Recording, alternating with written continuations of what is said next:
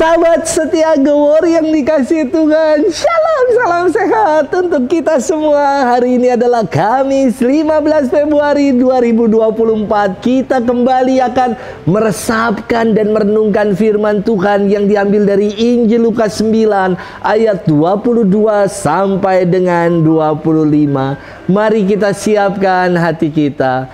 Terpujilah Kristus Tuhan, Sang Raja kemuliaan kekal. Bertobatlah sabda Tuhan, sebab kerajaan Allah sudah dekat.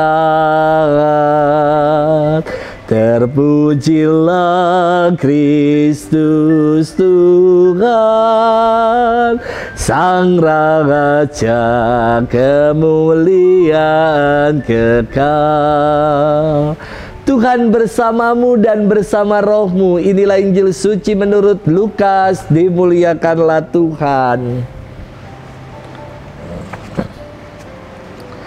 Sekali peristiwa, Yesus berkata kepada murid-muridnya bahwa anak manusia harus menanggung banyak penderitaan dan ditolak oleh tua-tua, imam-imam kepala dan ahli-ahli Taurat, lalu dibunuh, tetapi dibangkitkan pada hari ketiga. Katanya kepada mereka semua, setiap orang yang mau mengikut aku harus menyangkal dirinya, memikul salibnya setiap hari dan mengikut aku. Karena barang siapa mau menyelamatkan nyawanya, ia akan kehilangan nyawanya. Tetapi barang siapa kehilangan nyawanya karena aku, ia akan menyelamatkannya. Apa gunanya seorang memperoleh seluruh dunia tetapi ia membinasakan atau merugikan dirinya sendiri? Demikianlah sabda Tuhan. Terpujilah Kristus. Sahabat setia Gewor yang dikasihi Tuhan, Shalom. Beberapa waktu lalu paroki kami membuka open recruitment untuk mencari petugas pembukuan di gereja. Ada beberapa yang datang dan melamar.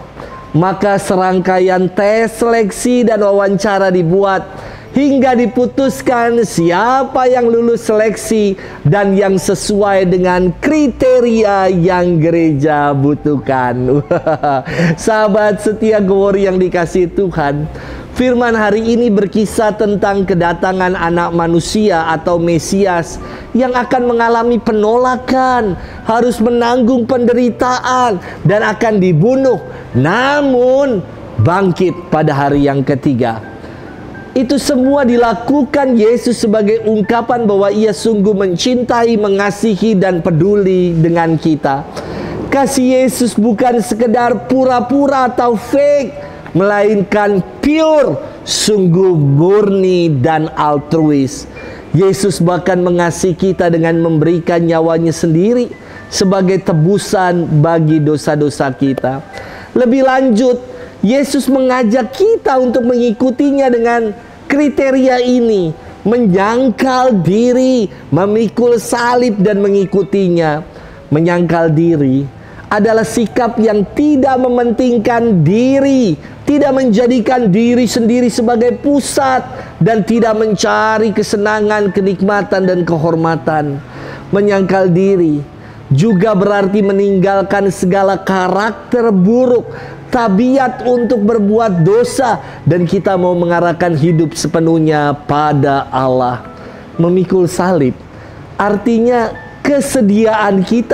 kesetiaan kita untuk menanggung segalanya bersama dengan Tuhan, menghadapi semuanya bersama dengan Tuhan, dan pasti akan berbuah keselamatan, karena tiada pengalaman Paskah tanpa didahului dengan pengalaman salib. Dan mengikuti Tuhan adalah kesetiaan kita untuk selalu mau berjalan dalam tuntunan Tuhan sendiri. Sahabat setia Gewor yang dikasihi Tuhan, begitu besar kasih Tuhan kepada kita. Walaupun kita kerap meninggalkannya, walaupun kita kadang mengacuhkannya, bahkan mengkhianatinya sekalipun, namun kasih Tuhan senantiasa tercurah bagi kita. Dalam firman hari ini, Yesus mengemukakan kriteria untuk dapat menjadi muridnya, yaitu menyangkal diri, memikul salib, dan mengikutinya. Sudahkah kita lakukan itu dalam hidup ini? Selamat bermenung. Semoga kita setia memenuhi kriteria untuk menjadi murid-murid Tuhan yang sejati. Tuhan memberkati kita dalam nama Bapa dan Putra dan Roh Kudus. Amin.